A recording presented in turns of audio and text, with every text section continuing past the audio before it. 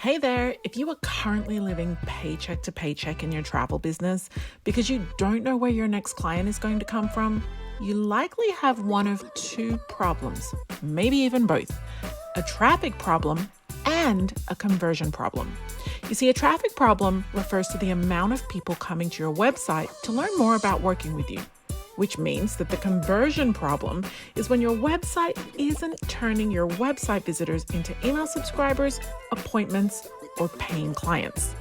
If you have a traffic and or conversion problem, your travel business is not going to survive. And that's not okay. And guess who is very much to blame? Your website. You see, a high converting website in the travel industry should be turning website visitors into paying clients with ease. If your website is not doing that, it is failing you. But there is a solution.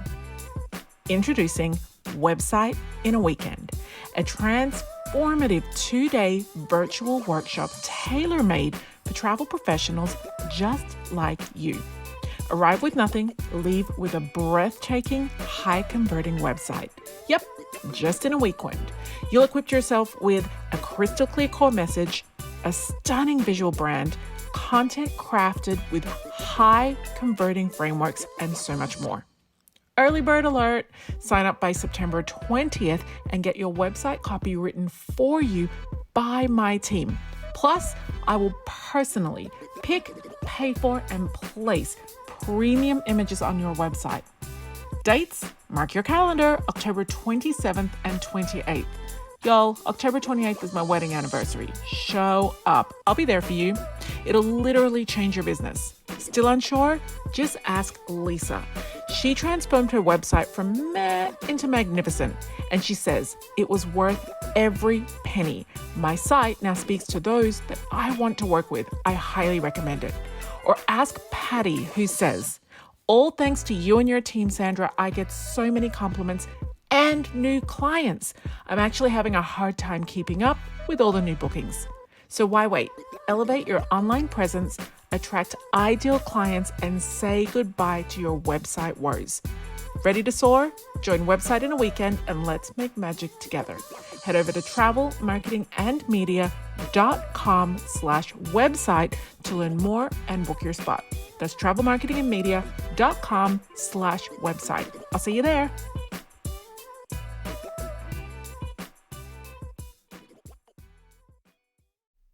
So, this episode is going to really resonate with parents or anyone basically who takes care of a family. You don't even have to be a parent to do that. And it's not that it's not going to be good for everybody else. You're definitely going to find some great gems in here, but we really did dive into what it's like to have to juggle your business. So, whether it's a fur baby or a living, breathing child or just other people in your family that you have to care for, we talk a lot about this. My guest on today's episode is Amy Little. Now, Amy is a travel advisor from Cobblestones and Cafes. She's the owner and travel advisor there, and she is in Roswell, Georgia. And I've had the privilege of actually traveling with Amy. Amy participated on one of our fan trips in 2022, and she came out and did marketing masterclass on the river. And it was amazing because it was our first river cruise together. And I think it was my first river cruise ever. And I think it might have been Amy's as well. And we got to spend time together. We sailed on the Siena. We had a photo shoot in Amsterdam together. And so it was really nice to catch up with her today and talk about balancing parenting, balancing a busy schedule, not just about being parents, but a busy schedule outside of your business. We also talked about her journey with planning fees as well. So if planning fees is something that you want to be better at or even just start. And we talked about her recent media win. Amy got featured in a magazine and she tells us all how it happened and what happened because of that. So enjoy this interview and hopefully you'll take something away. It might be a strategy or a tactic or just knowing that you're not the only one from Amy's interview. I'll see you on the inside. So in today's episode, it's another special one because I have a guest.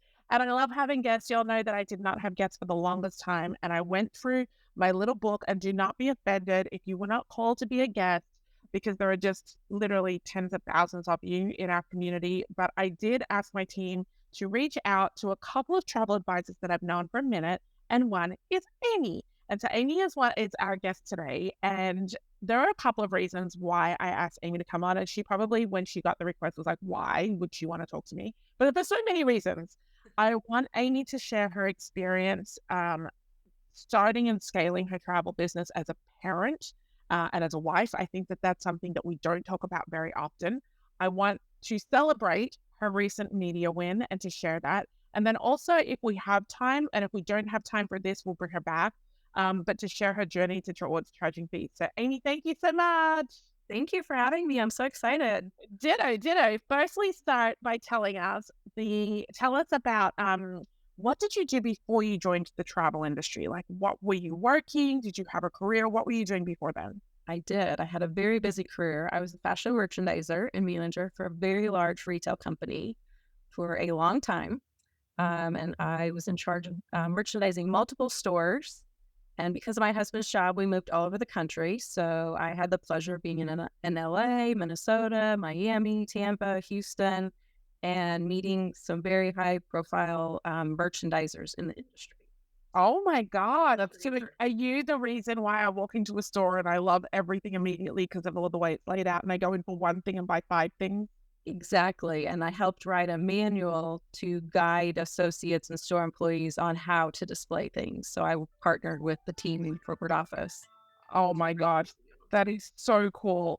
Sorry about that. This is real live podcasting when your phone goes off because somebody has moved your iPad in your house and your tile is telling me. So that's awesome. But that had nothing to do with travel. Not at So all. how did you get into the travel industry then? So we loved traveling as a family. I first got a big travel bug when I went to Europe in high school with my French teacher. That's the only reason I took French. And I absolutely loved it. And then when I got married, of course, I was married, at 22. My husband got married young, and we also traveled. And we tried to do one international trip per year. So shortly after that, I started, I guess it was a blog. Back then, it was about fashion and travel. And a lot of my family or friends would contact me and they're like, hey, we're going here. Do you have any advice? Or especially since you've lived over the country, we're going here, whatever, and kind of help plan them their trip. And so my husband's job transferred us here to Georgia. And I was, with our real estate agent, sometimes 12 hours a day driving around looking for homes because we only had a short amount of time to purchase a house. Yeah. Then you start talking about anything and everything when you're in the car. And I was telling her about my blog and I said, yeah, I don't know what I'm going to do here, if I'm going to stay in the fashion industry or branch out. And she goes, why don't you become a travel agent? My in-laws do it. They're retired and they love it. And I was like, what? And so I started searching it and interviewing host companies. And I joined the host I'm with right now. I've been with them 11 years. And that's how I started my travel business. And then eventually I got out of the retail fashion industry and full-time travel. Oh my God. It was literally a conversation with your realtor in the car. And I hate those conversations. It's like hairdresser conversations. It's always like small talk. But look, it gave you your career. It gave me my career. Absolutely. Yes. Gosh. And I love the name of your business. For those of you who didn't catch it in the intro, it's Cobblestones and Cafe Travel. How did you get there? That was a long road. I'm not going to lie. So I did not start a long cobblestone road. It was definitely a long cobblestone, bumpy road. I didn't start with that name. When I first started, I had to come up with a name quickly because, I have to get business license and all the boring stuff behind the scenes. So I just had a generic name. Well, then when social media started coming out more, you wanted to grab all your handles. I was like, this isn't working for me. I have to change my name. Plus, I had also changed what I was booking, destinations that I was specializing in, the types of clients I was looking for. And so for several years, my husband and I had this like little board that I would brainstorm names and ideas from. And finally, one day it just hit me. And I was like, this is because I, oddly enough, would take pictures of cobblestone streets or cafes everywhere we've traveled in the world. And we were looking through photo album one day with the kids. And my husband's like, why do you always take pictures of the street? And I was like, well, I like the cobblestones. And then that's kind of how we just all of a sudden, it was like a light bulb went off. That needs to be the name of my business. And so that's how we came up with the cobblestones and cafes. Oh my gosh, I love it so much. And it gives you such a visual, especially if you are like you and I have traveled to Europe together before. And we can talk more about that later. But I that is something when I think of cobblestones, I don't think of anywhere else in the world, even though cobblestone streets are in South America and Africa and all these other places. I just think of Europe. And then the cafes, I think of first, my mind goes to Paris, but then of course right across Europe. So I, I think with your business name, it definitely evokes, it's got a vibe to it and it's got a feeling to it before people even know about you. So what kind of travel did you start booking when you first started, and has that changed? It's changed a little bit. So when I first started, I really specialized in destination weddings and honeymoons. That's what I love to book. I did several fam trips for destination weddings, learning. I mean, I remember sitting in class with the supplier, learning how they pick out their chairs, colors. We tasted food. I mean, you name it. It was full behind the scenes, like full wedding experience. But as people get married and then they go on honeymoons, now they have anniversaries, baby moons, celebrations, more family. It kind of spins off from there. So then over the years, also but referral amounts from clients or friends, I would get different requests coming in. My heart's always been in Europe. I love going to Europe. I hope to have a second home there one day or move there possibly. We're there at least once a year if we can. So definitely over the years, I've focused more on Europe. I still do destination weddings and honeymoons and anniversaries, obviously, but my main customer base is now Europe. And out of Europe, Paris is my number one requested destination. Oh, so nice. And we were talking just before we started recording today that you have so many so many clients, sorry, in Europe this summer that you can wrangle it, trying to figure out how to get over there. Yes, absolutely. I need to go my gosh, to assist all my clients. How amazing, how wonderful. And if anyone is listening everyone's listening, but if anyone is listening thinking, I would love to do that, make that your goal. So you know what, I'm gonna be like Amy, and I'm gonna book so many people to Paris that it makes sense. It makes business sense. Like you can almost validate your argument for me to go and live there for the summer, for me to be around. And it's not that you're going to be in and out of all of their plans. It's just like didn't you say that some of them have never left the country before? I have 3. That's their first international trip. Yeah. And then 2 of them are doing London and Paris because they're going to Wimbledon, but they're starting in Paris. So oddly enough, I have several that are all there on the same date. Wow. Every time leaving the United States. You can't follow them to London because that's kind of creepy, but like, hi, it's me on the train. Hi, it's me in your London hotel. Absolutely. I love that so much. What a great business goal for our listeners, that if you really love a destination so much and you find yourself specializing in it or booking it, why not base yourself out there a month or two? If your business will allow it, then why not? That's such a good goal. Let's talk about, before we switch gears, who is your ideal client? Who do you love to book? Oh goodness, I know I should have an ideal client. I've done all the, things, but honestly, I love families. And when I say families, everybody always thinks mom, dad, and young kids. That's not always the case. Oddly enough, I do a lot of adult with their parents, and then they're leaving their kids at home, or sometimes, they'll have everybody. So it's multi-gen. But I love when I can send a family on a trip, mom and dad, who's the grandma and grandpa or whatever, or mom and dad and young kid, to have that time away from each other where they're there together in a completely different environment and they're making the most creative memories that they'll just have forever, for the rest of their lives. So that's not something that they can get here at home. You create those by traveling. So families, I absolutely love, no matter what age they are, because my family is precious to me. So when I'm giving another family a chance to go and create memories and have time together, that just makes all my long, painful hours or whatever how long it takes to book the trip worth every minute of my time. So good. And I've seen so many pictures of your girls. You have 2 girls, right? I do. So many pictures of your girls traveling. And I can't help but think that, and because I know it from my own experience, my life experience, that it really is helping to shape them into who they were already going to be, but a better version of themselves.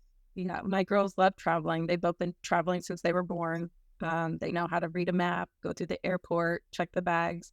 And now, this is sad to say, but they know when we go places, we have a shot list and a note when we travel, because you never know when we need to take a note or a photo or B-roll of something to have it ready for our marketing or for my. You know what? It's not sad at all. With the minute that I can get Houston taking B-roll, I'm all here for it. Right now, he's taking photographs. He started taking, we learned how to take, yeah, he's been taking photographs for about 6 months. In the beginning, they were very questionable photographs, and we had to talk about only taking photographs if people know it's okay. And like, but slowly but surely, he's now got the whole body in the shot, and it's less worry. So we're working towards.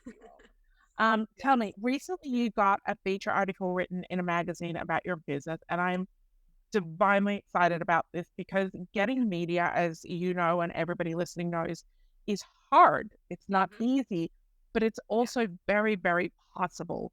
So tell us what you can, however you want to do it, start with how it happened or tell us what you got and then how it happened. Either way.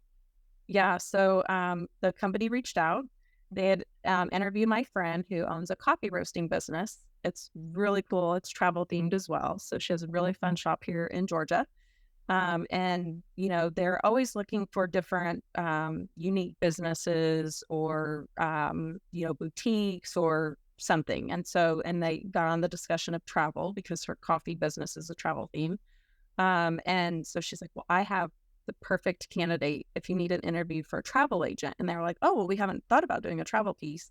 So they reached out and were like, you know, would you be interested in explaining like what it's like to be a travel agent and how it works? So I did an interview with them and submitted different questions and photos. And so, yeah, then they published it online and they're sending me print copies as well. So, Oh my gosh, that is so great. And I think it's not just great for your business to receive that, you know, that awareness in the community or that promotion in the community, but it's also really great that they were so interested in what a travel advisor does and how that role works and how it can help people. Because not only is it good marketing material for you, but like I said, it's really good educational content for people to be like, oh, wow. I was telling someone yesterday that my parents are using a travel advisor for the very first time. This month, they had a meeting with a travel advisor. I cannot understand why they did 18 hours of prep before they went in. They had like train times, and I was like, that's not how it works. But they don't care. They just did it. And then the travel advisor told them that's not how it works. And they were like, okay, well, you can do it next time. We just thought we'd do it for you this time. but, but they had no idea how a travel advisor worked. And when they saw us talking about calling Melissa, they were like, oh, we'll just call her and pay the planning fee. And then they asked us, what's a planning fee? We told them, oh, we just pay one time. It's a couple $100 and she takes care of everything. And then he's like, so did she send you stuff? And we said, no, she puts it in an app. Well, how does that work? Well, you just show up, Dad. He's like, okay. And so it's really mind blowing to me that a lot of people still don't know about the role of travel advisors. And so for you to have that opportunity was so amazing. How did it feel? Have you seen any impact in your business yet, or did it just go out? Yep. So it went out in December and I've gotten, I think, 4 phone calls already from people who, hey, I found you online on this site, on the magazine. I'm like, sure, no problem. And then I send them my Calendly link. We schedule, you know, time to chat. And then from there, we either decide if it's a good fit for me. And then I send them my fee. And some have paid it. And then some are like, no, I don't want to pay a fee. I'm like, okay, well, That's fine. bless and read. Yes, it's okay. You know, if you ever want to, feel free to reach back out. But I don't work for free. So, so yeah, it's been great so far. I love that. And that actually leads us into the next question that I wanted to ask you was your journey with planning fees. Did you, in the last 11 years, always charge planning fees? And how did you start? Tell us about that whole journey and what you are now. I had started a little bit before COVID happened, but not very strict. You know, it was definitely weddings. I would charge something up front because sometimes I would have 40, 40 rooms booked out for one destination wedding or whatever. And that's a lot that you're doing up front. Yeah. Sometimes weddings don't actually happen, after you spend all that time in there, unfortunately. So I didn't always, but once COVID came, I valued my time. That's time away from my kids, like you said, time away from my husband and time away from my clients who, really might need assistance or that I want to just put the best itinerary out there for them, which is pretty much, I want to do that for every client. Yeah. But I can't waste my time with people who are just, the term is, I guess they say tire kickers, where they're just calling to get a quote. I needed it to be more serious and for people to understand that I pride myself in learning about destinations, traveling there, researching.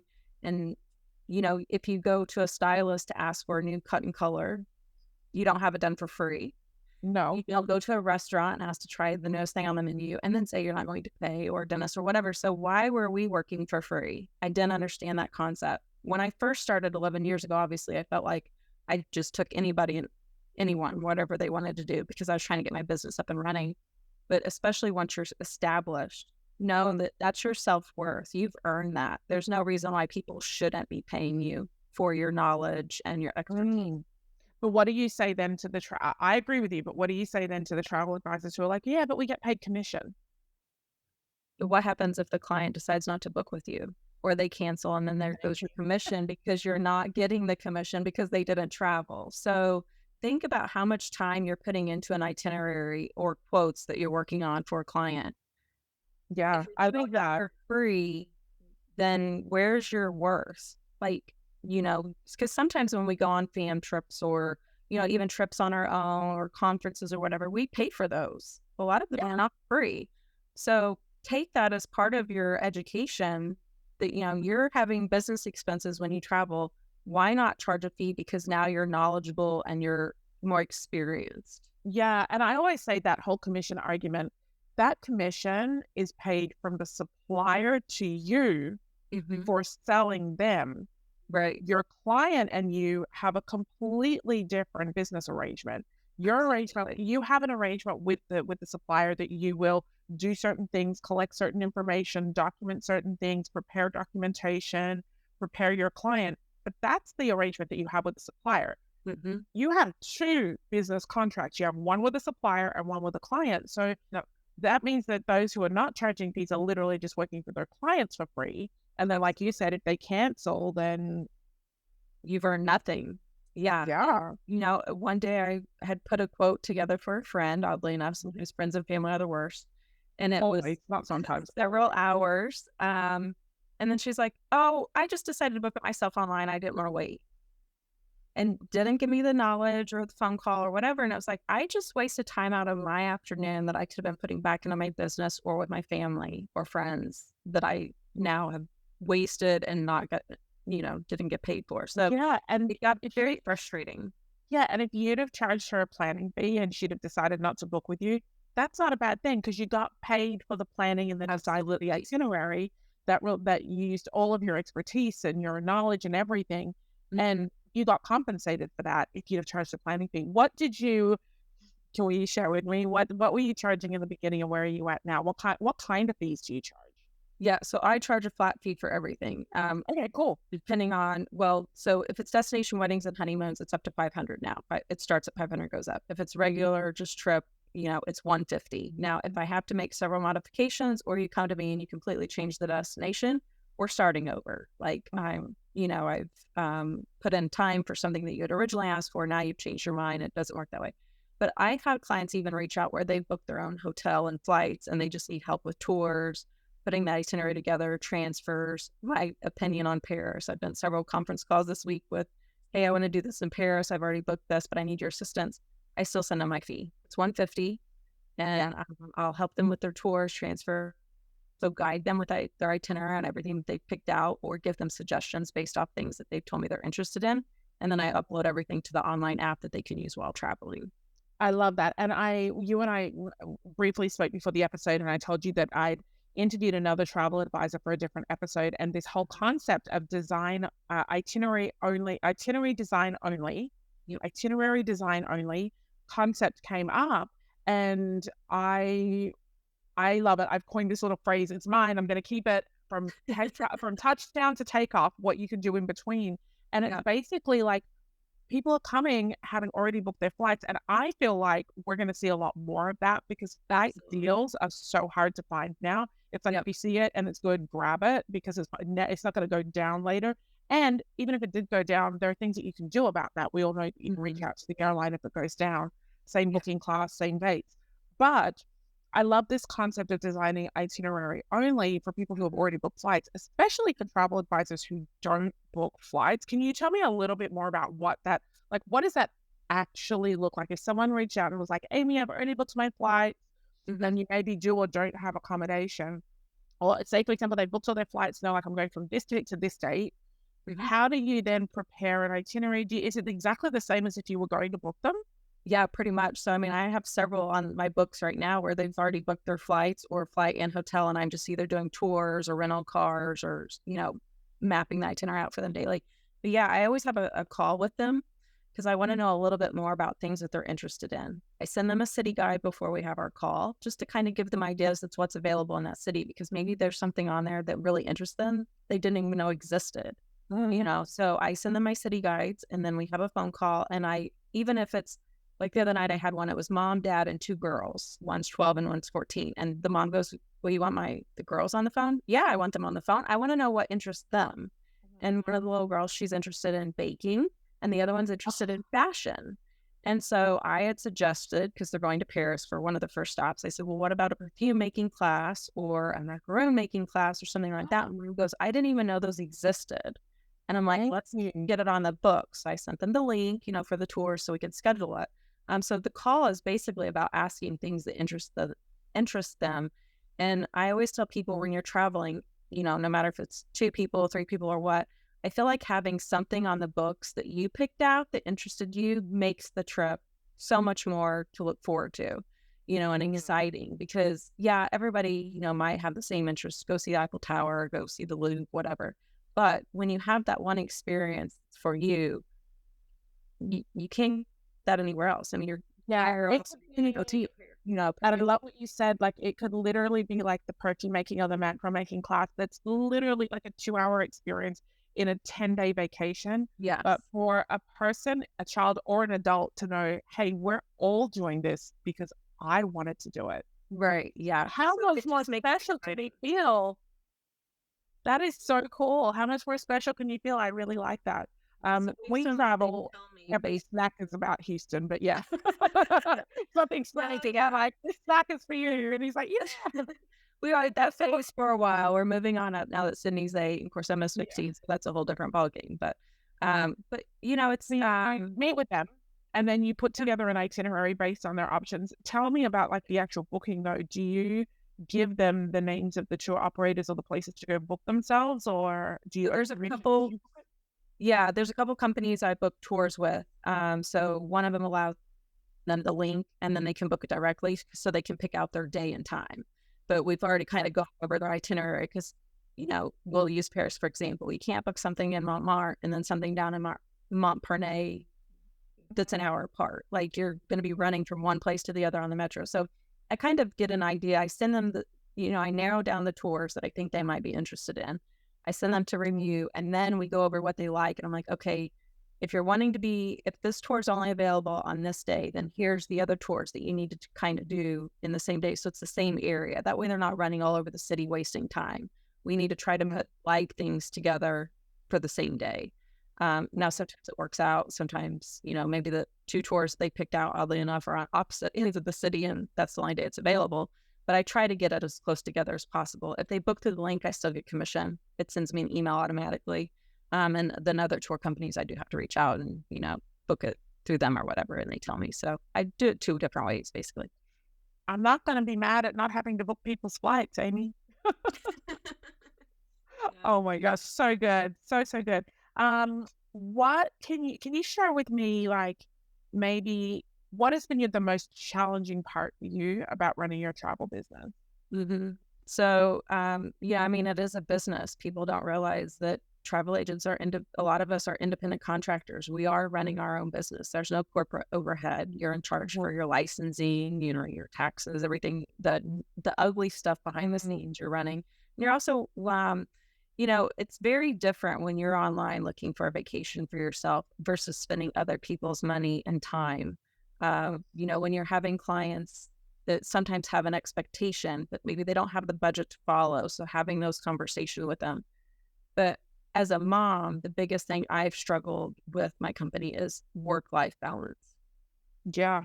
I actually would have to say that's my biggest struggle as a business owner. Mm-hmm. It is hands down, even with the team, it's my biggest struggle. So tell me more about that. Is it just a feeling of being overwhelmed? Is it dropping the ball? Is it feeling guilt? Like where does that come in, the struggle? Where does it show up, I guess? When I first started, well, even after a few years, I had very high goals because I came from corporate and I still had it in my mentality where I just wanted to work, work, work and make, hit certain numbers because that's what I was used to. Mm. Um, and you can do that in the travel industry. But then I also felt like I wasn't spending time on my family. So then I was having mom guilt, wife guilt. And so for a while I'd cut it back and I was like, all right, then this is the goal I'm going to hit. And maybe I'm not working as many hours or booking as many clients because now I'm spending more family time. And then COVID hit, you completely reevaluate everything, how you live. This year I'm doing very well. I'm pretty successful this year. I'm only in 24 days in, but I've already made half of what I made last year in sales. So I've been joking, the past 2 weeks saying it's not wave season, it's tsunami season. Yeah. But with that has came, a lack of attention to my family lately. And so, it's a matter of really taking the time out. We time block our schedules to have conference calls with clients or to do not disturb so we can work on quotes or business things. Mhm. But I think you also have to time block time for yourself, especially if you're a mother, because Mhm. we're no good when we're running on empty, and I'm guilty of it too. Even if it's 10 to 15 minutes a day, just taking that breather to listen to a good song or something to give you in a good spirit, but also time blocking out time for your family. And I know this sounds funny, but my husband and I had this conversation the other night. He's like, can you add me to your schedule in 2 weeks? I want to go here on this day. And I mean, it's almost like you're having a scheduled date night or one of your kids. And I know that sounds funny, but my kids are also very busy. Yeah. One plays competitive beach volleyball and Cindy, plays soccer because she's 8. So she's just learning, but to time block my family even, but that's how we're going to get our one-on-one time. And I have to make, a constant effort when I am on family time. All right, my phone goes on do not disturb. Mhm. And try not to make my family time if somebody's like, at the airport getting ready to leave and there's storms Mhm. happening and I know there's flight delays. That's not a good time to schedule your family Yeah. time. So if you have a non-busier day, then, put your family time on your calendar then and turn your phone on do not disturb. So I feel like we don't talk enough about juggling parenthood and businesses. We almost try to make it look like it's easy because if we try to make it look like it's easy, we're not struggling. Because if we're struggling, we failed. And I had a really heartbreaking moment last week when I was sitting in the living room and it was meant to be family time. And I pulled out my computer because it was on the couch and I saw something and it was good news and I was excited and I wanted to reply back. And then Houston walked over and said, Alexa, tell my mama to stop working. And everyone else laughed who was in the room, and I could have cried. I literally was so upset because he noticed that we go to Alexa and we ask her, like, what time is the next meeting? What's the temperature outside? What is the traffic from here to LAX? And so it didn't occur to him to come to me and ask me because he thought she would own the house. And she would tell me. And I was like, oh, my little heart that walks outside my body just tried to tell Alexa to give him attention. And so I'm trying to do the same thing as well. And obviously it's different depending on kids' ages. You said your girls are what, 8 and 13? Yes, Emma will be 15 in March. So yeah, so 8 and 14 right now. So she'll be 15 and she plays competitive beach volleyball. So there's a lot of travel with that and a lot of practice. And sometimes the tournaments we're traveling out of state, to Alabama, Tennessee, South Carolina, Florida. Last summer she went to national championship in Fort Lauderdale. So that took away some of our family vacation time because now we're going down there for that. And it's expensive, at the cost to it. Yeah. And then Yeah. in gymnastics, some there's 4 days a week. In gymnastics is 1 day a week. So there's never a week where we have a day with nothing going on. It's always. Do you have a routine that you have in the morning? Like, how do you get the kids off to school and do business at the same time? Because I think most business owners wake up and they want to check their email right away. And I have Anthony does the school routine downstairs, and I was like, today I did it, and I was like, oh, but I've got to check my email because that's what I do every morning. So I'm really curious today because I can learn from you. How do you manage that morning routine? Because I think morning is the craziest. Well, and I work from home, so I'm mom. I'm the one home all the time. And my husband has a very crazy work schedule himself. So some days he's home and some days he's not. And he does try to help if he can, or if I tell him the whole time, like, I've got a lot going on this week. You're going to, can you step up? But I consider what's the default parent who does everything and runs the household. So yes, I'm the one who wakes up in the morning, gets the kids up and going. Sometimes while Sydney's in the shower, I may quickly check my email, but I'm not responding. I'm just kind of prepping myself mentally for what I'm going to walk into when I come into my office. So both kids, our school times are staggered. So I get her to school, come back, then get Emma to high school, come back. And then that's when I can get into my office and get my work going. And then I go through my routine, checking my So you emails. pretty much try not to work while you're doing the school routine. You just glance at it, see what your day is going to be. Yeah, I just quickly glance just because I feel like I mentally need to prepare myself, which some days I probably shouldn't do that. Yeah, it's either going to be sunshine or gold. What music do I need to have on my office when I walk in to set the mood for the day, depending on the emails that I receive through the night? I'm It's such a quick turnaround, so I don't have time because she has school at 7:20. The other leaves for school at 7:45. So it's like run here, run there, and then I'm back home within an hour time. Oh, wow. I'm sure that there's some kind of a productivity guru that would say, ladies, don't check your emails before you take the kids to school. But I find that when I check my email, I'm not responding like you. I'm opening it to see what kind of category hurricane it could be that day, or if it's just going to be a beautiful day. And I Absolutely. feel like on the days where there's things in there that I wasn't expecting, that drive to school and drive back is my thinking time.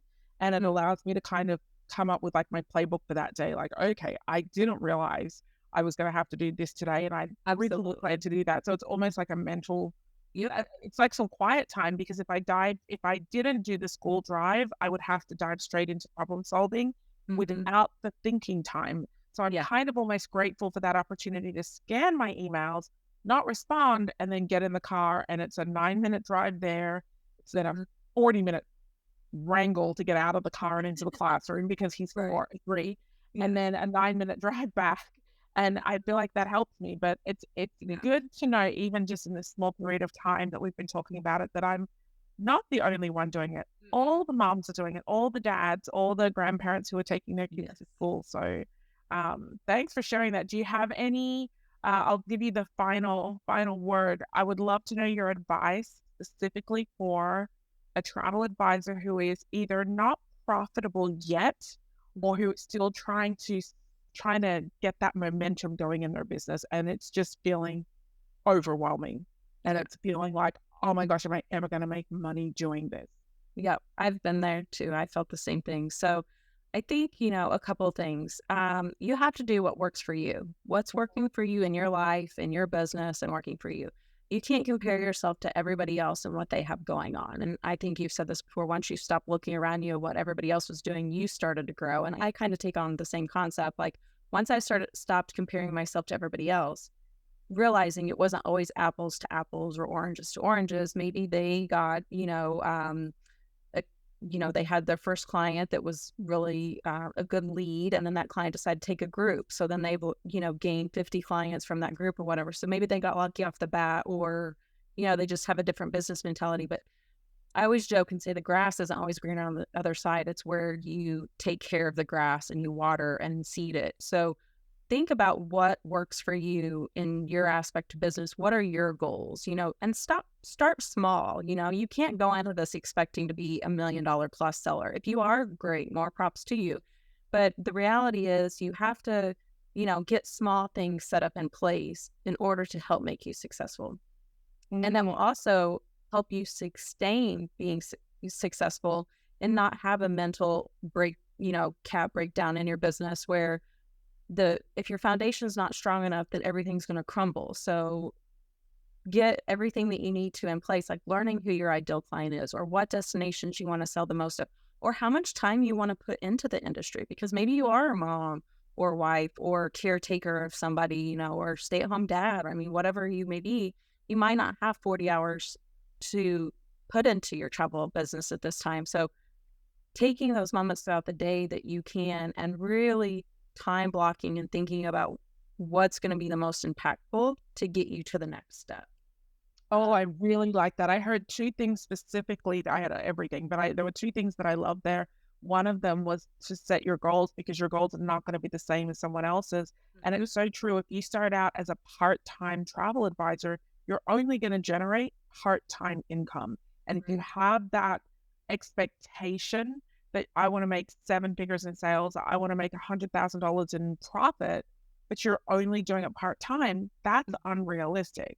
And then also, you didn't say these exact words, but what I pulled out was about, what you're aiming towards, and the process is more important than the progress. And I think that when you start a travel business, and I see this all the time with advisors, like tens of thousands of advisors like this every year, they start off and they don't see the progress, i.e., they don't see the leads coming in, or the sales being closed, or the commission being paid out.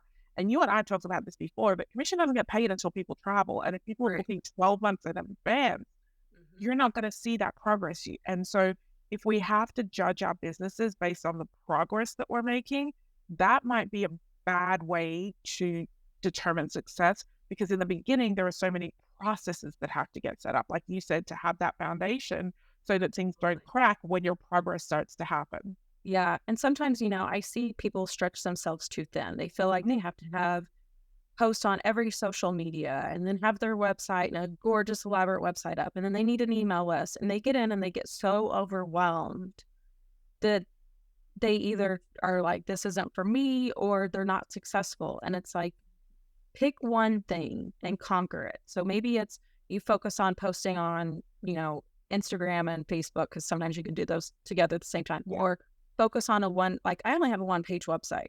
My website is not this full-blown website. I'm going to be honest, I'm not a tech person.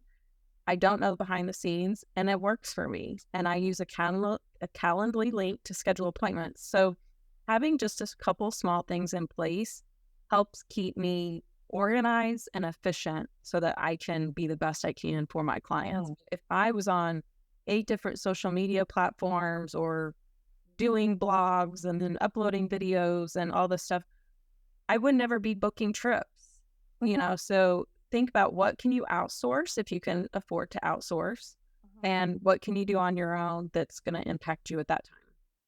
I love that. I love that. Best advice given by a mama. Thank you so much for joining me today. And I know that if you're listening, oh my gosh, anytime and over again, whether or not you heard about Amy's sort of balancing as a parent and how she does that, or maybe it was the planning phase that she talks about that really made you think, you know what, yes, I also need to do the same thing. Or maybe it was the fact that it's her second career, like that she completely changed careers. Whatever you picked up from Amy's words today, one thing that I want you to do if you're listening is to say to yourself, okay, well, I picked that up, that resonated with me. And now ask yourself, what can I do? What can I do in my business? Do I need to just sit and marinate on this for 30 minutes? Quiet time? Can I implement something? Maybe morning times are hectic and crazy in your household, and you're going to do what Amy and I do. You're just going to give that a go, because maybe it will, maybe it won't work for you. Maybe you'll just say, you know what, I'm going to check my email, but I'm not going to respond to a single email until the kids have gone to school. And I'm going to use the school drive to let it all sit and think about it. Whatever it is that you picked up from Amy today, do something with it, no matter how small it is. Amy, thank you so much for coming on the podcast. Thank you.